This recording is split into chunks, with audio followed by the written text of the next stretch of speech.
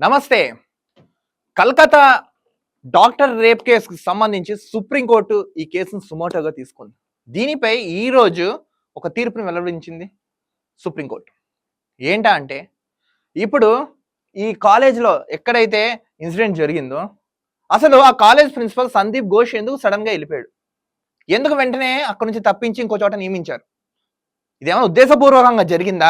కావాలని ఎవరైనా చేశారా? పక్కన తోటి డాక్టర్స్ చెప్తున్నారు ఆమెని టార్గెట్ చేసి ఎక్కువ షిఫ్ట్‌లేసి చాలా అంటే చాలా ఇబ్బంది పెట్టారని సగటు డాక్టర్స్ చెప్తున్నారు. కానీ ఆర్జికర్ ఆసుపత్రి యాజమాన్యం మాత్రం ఎటువంటి స్పందన లేదు.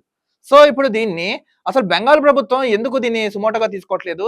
అసలు ఎందుకు సపోర్ట్ చేస్తున్నారని సుప్రీం కోర్ట్ ఆగ్రహం వ్యక్తం చేసింది దీదీ సర్కార్ మీద.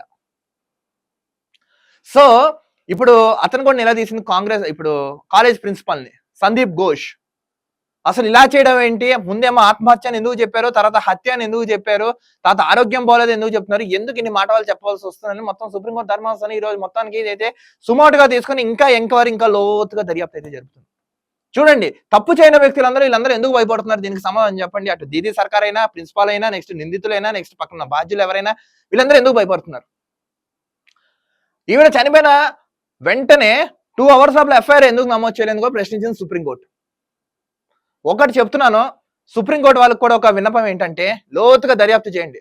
మీరు 1 డే టైం తీసుకున్నా పర్లేదు, లోతుగా దర్యాప్తు చేసి అసలు నిజాలు ఏంటో బయట పెడితే గానీ ఇది మాత్రం క్లోజ్ అవ్వదు. వెంటనే లోతుగా దర్యాప్తు చేయండి.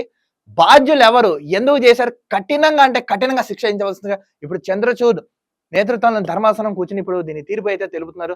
సో, దీన్ని సుమోటోగా తీసుకున్నారు కాబట్టి బాధ్యులకైతే న్యాయం చేయండి. మొత్తానికి ఏంటంటే దీదీ సర్కార్ మీద సుప్రీంకోర్టు తీవ్ర ఆగ్రహం వ్యక్తం చేసింది కలకత్తా ఇన్సిడెంట్ మీద. కానీ ఒకటి చెప్తున్నాను, ఇది గనక సాల్వ్ కాకపోతే దేశంలో న్యాయస్థానాలు కూడా ప్రజలైతే నమ్మరు. న్యాయం చేసే దిశగా న్యాయమూర్తులు వెళ్ళి న్యాయం చెప్పవలసిందిగా న్యాయపరంగా మేము కూడా డిమాండ్ చేస్తున్నాం.